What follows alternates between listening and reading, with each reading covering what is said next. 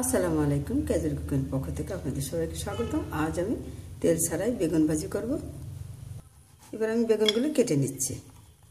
বেগুনের পিছন থেকে একটু ছোট করে আর মুখটা এভাবে ফেলে দিতে হবে। আমি একটু গোল গোল করে কেটে নিয়েছি, আর বাকিটা আমি যে খানিকটা একটু চিকন আছে চিকন জায়গাটা আমি একটু শুধু ভাগ দিয়ে দিলাম। বেগুনগুলো আমি একটু কেচেও নিচ্ছি, কেচে তারপর আমি ধুয়ে নেব বেগুনগুলো। এটা আমি একটু সামান্য একটু এভাবে ফেলে দিয়ে তারপর আমি কেচে নেব। বেগুনগুলো আমি ধুয়ে নিয়েছি, পরিমাণ মতো লবণ হলুদ মেখে নেব। আর 3 টেবিল চামচ আমি চালের গুঁড়ো নিয়ে নিচ্ছি, আর 3 টেবিল চামচ বেসন নিয়ে নিচ্ছি। সামান্য মরিচ গুঁড়ো স্বাদ অনুযায়ী, আর একটু জিরা গুঁড়ো, আর সামান্য একটু লবণ দিয়ে আমি এটা মেখে নেব।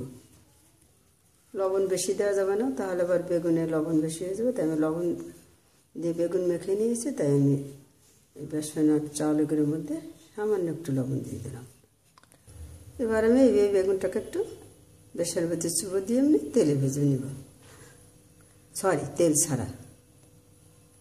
আমি ফ্রাই প্যান চুলে দিয়েছি, 10-12 লিটার মতো তেল দিয়ে এবার আমি পেটি শুধু মুছে নিচ্ছি। এবার আমি একটা একটা করে বেগুন দিয়ে দিচ্ছি।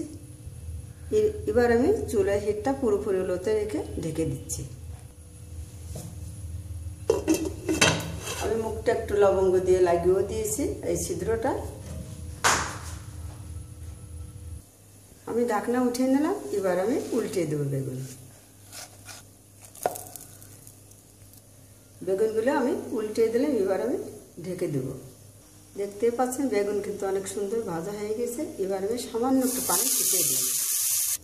আমি আরও 1 মিনিটের মধ্যে ঢেকে রেখে তারপর আমি উল্টে দিয়ে নামিয়ে নেব। আমি উল্টে দিয়েছি, এবার আমি নামিয়ে নেব। আমি পুরোপুরি বেগুন ভেজে নামিয়ে নিয়েছি, বাকিগুলোও ভেজে নিয়েছি। আমি কাঁচামরিচ আর একটু ধনিয়া পাতা ছিটিয়ে দিলাম। পরিবেশনের জন্য রেডি।